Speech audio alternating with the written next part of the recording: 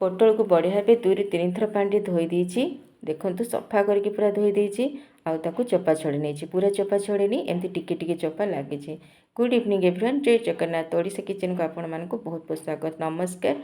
आज बनवा पटल तरकारी। एठी मु नेछि 3-4 पीस काजू, पियाज, अदा, रसुण, सुखिला लंका, टमाटो, सरिष तेल दे देबा।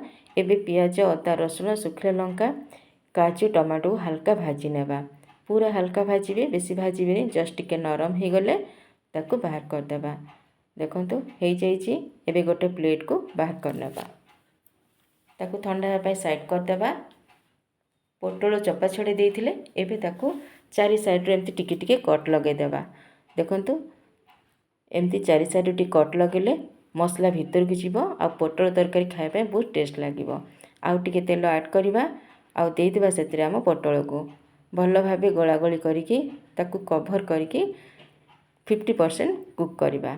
एपटे ठंडा हो जाइए आमर पियाज, अदा, रसुण, टमाटो, काजू ताकू भल भाबे बाटी नेबा। मसला बटा रेडी हो गला। देखंतु पोटल भी एपटे बढ़िया भाबे फ्राए हो जाइए। ऊपरटा पूरा क्रिस्पी देखा होची, देखि जानि पारुथिबे। एबे ताकू गोटे प्लेट को काढी नेबा। कड़ी रे देबा आउ टिके सोरिष तेल गरम होला परे गोटे चामच गोटा जीरा और गरम मसला देबा। गरम मसला रे दालचीनी, इलायची आउ लवंग 2-4टा टिके भाजिला परे मसला को दे देबा। आउ मसला को गोटे मिनट पर्यंत कषि नेबा जेमति तार टिके कंचा स्मेल पळै जिवो। एबे दे देबा सेतिरे हळदी पाउडर, लंका पाउडर, जीरा पाउडर, धनिया पाउडर आउ तरे भल भाबे सब मिसै नेबा। देखंतु कलर केमती चेंज हो गलानी, बढ़िया भाबे टिके मसला कषि हो जाइए।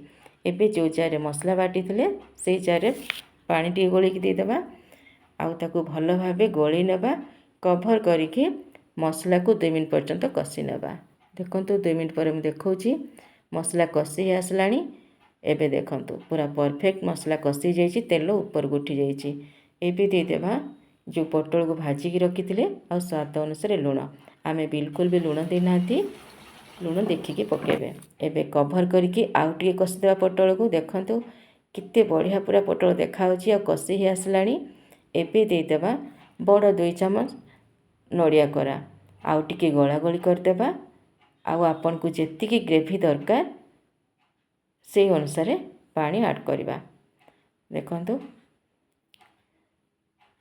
पोटल रे बेसी झोल रखले टेस्ट लागेनी, टिके बहलिया रहिबो ताले बढ़िया लागियो खाया पे। एबे दे देबा गोटे चामच गरम मसला पाउडर। भल भाबे टिके गोला गोली करिकि आउ 5 मिनट पई कुक करिबा। देखंतु 5 मिनट पर मु देखौची बढ़िया भाबे हमर पोटल तरकारी रेडी हो जाइए। पूरा परफेक्ट अच्छी ग्रेवी। एबे दे देबा हमर प्यारा प्यारा धनिया पत्र आउ गोली नेबा। रेडी हो गला हमर पोटल तरकारी। रहुची वीडियो जदि भल लागुची लाइक, शेयर, सब्सक्राइब करबा जमारे भूलिबेनी। बाय बाय, जय जगन्नाथ।